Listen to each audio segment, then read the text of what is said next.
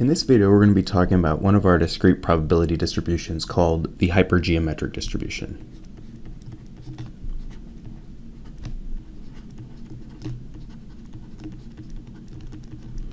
And before we get into what the formula for this looks like, let's first cover two of its characteristics. So the first characteristic is that our experiment consists of randomly drawing n elements. So we're drawing little n elements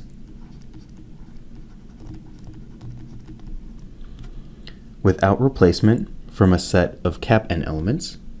So total elements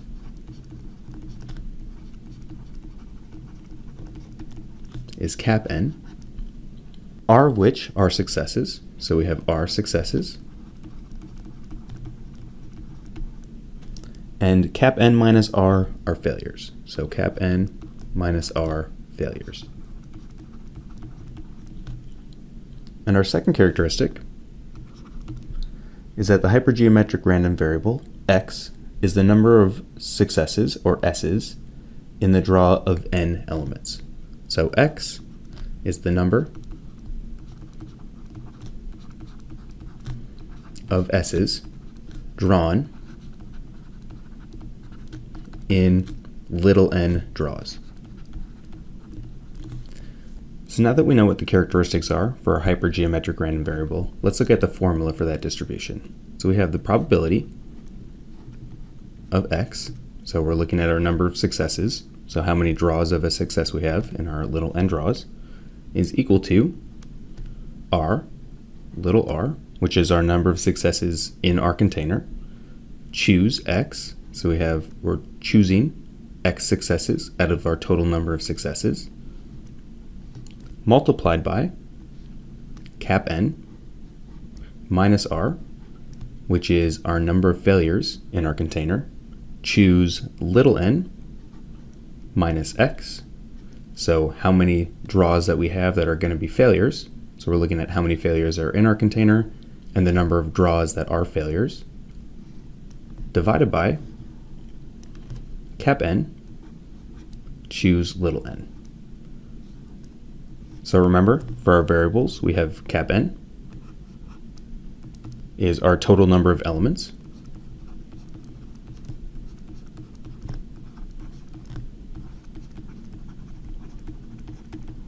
in our particular container. We have r, which is our total number of successes in our cap n elements. We have n, which is our number of elements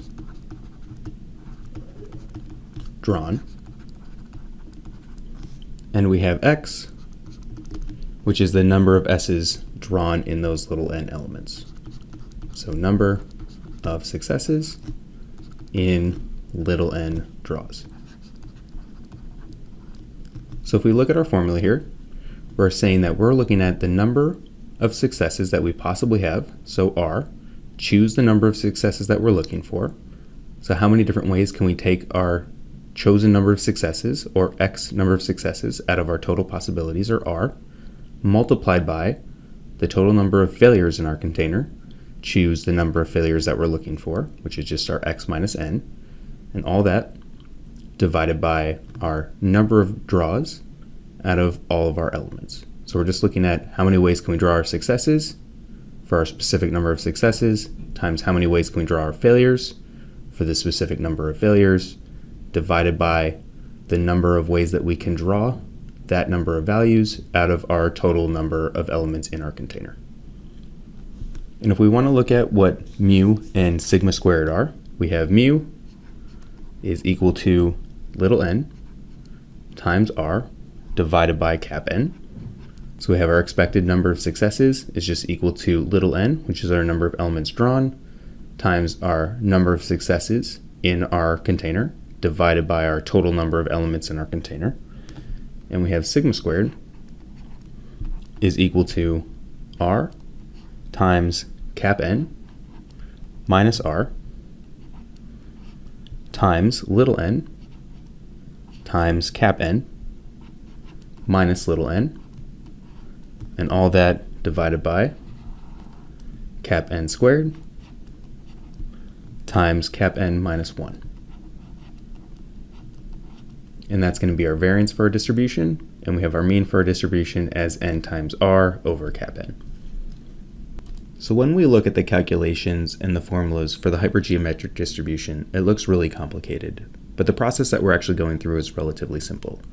So to demonstrate that, let's go through an example. So for our example, we're going to have cap n, which is our total number of elements that we're going to be able to draw from, is going to be equal to 5. So we're going to say we have a container with 5 elements in it, and 3 of those, so we're going to have r is equal to 3. So 3 of our total elements are going to be considered successes. So if we draw one of those elements out, it's going to be considered a success. The number of draws that we're going to make, so little n, is going to be equal to 2. So we're going to be drawing 2 elements out of our container of 5, and we're going to be looking for x is equal to 2.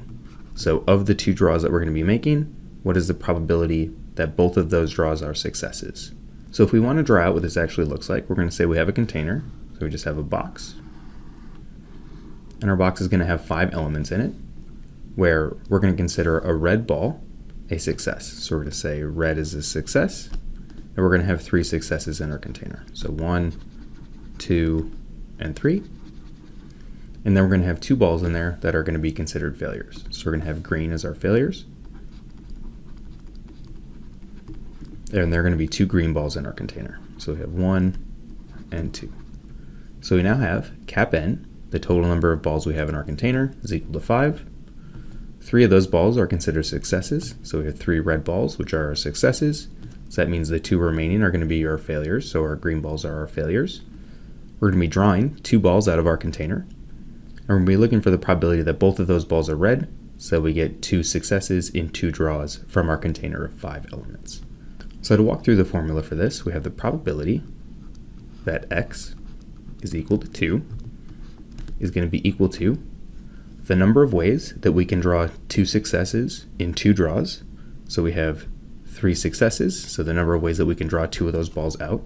So we have 3, the number of successes, choose the total number of ways that we can draw out those successes. So 3 choose 2, multiplied by the number of failures that we have, which is cap n, so 5, minus r, our number of successes, so minus 3. So we have our number of failures, which is 5 minus 3, or 2. Choose the number of ways that we're drawing out our failures. So we have n, which is 2, minus the number of successes that we have, so minus x, which is also 2. So we're going to have 2 choose 0. So we have the number of ways that we can draw our successes times the number of ways that we can draw our failures, divided by the total number of ways that we can draw out 2 balls from our total number of 5 balls. So we have 5, which is our cap n, choose little n, which is just 2. So if we want to simplify this, we get 3 choose 2 times 5 minus 3, which is 2, choose 2 minus 2, which is 0. So we have 3 choose 2 times 2 choose 0, all divided by our 5 choose 2. So we have 5 choose 2. So if we actually want to calculate this, we can break each of these out based off our combinations rule. So we say this is equal to 3 choose 2, which is 3 factorial, divided by 2 factorial, times 3 minus 2, which is just 1 factorial, so times 1 factorial. And that fraction multiplied by 2 choose 0, which is 2 factorial, divided by 0 factorial, times 2 minus 0, or 2 factorial. And we have that whole thing divided by our 5 choose 2, which is 5 factorial, over 2 factorial, times 5 minus 2, which is 3 factorial. So we have that whole thing on the bottom of our fraction. And we just need to simplify these to get our actual value. So to do that, we have 3 factorial divided by 2 factorial times 1 factorial. So we have 3 times 2 times 1, which is 6, divided by 2 times 1 times 1. So we have 6 over 2, which is 3, multiplied by our 2 factorial, so 2 times 1, divided by 0 factorial, which by definition is just equal to 1, times 2 times 1. So we have 2 divided by 2, which is just going to be equal to 1. So we have 3 times 1 divided by 5 factorial. So we have 5 times 4 times 3 factorial. So we have 5 times 4 times 3 factorial divided by 2 factorial, which is 2 times 3 factorial. So you get our 3 factorials cancel. So you have 3 factorial and 3 factorial. So if we simplify this a little bit more, we have 3 divided by 5 times 4 over 2, which is going to be 5 times 2, because we can cancel out here and here. So we get 5 times 2. So we get 3 divided by 5 times 2, which is just 3 divided by 10.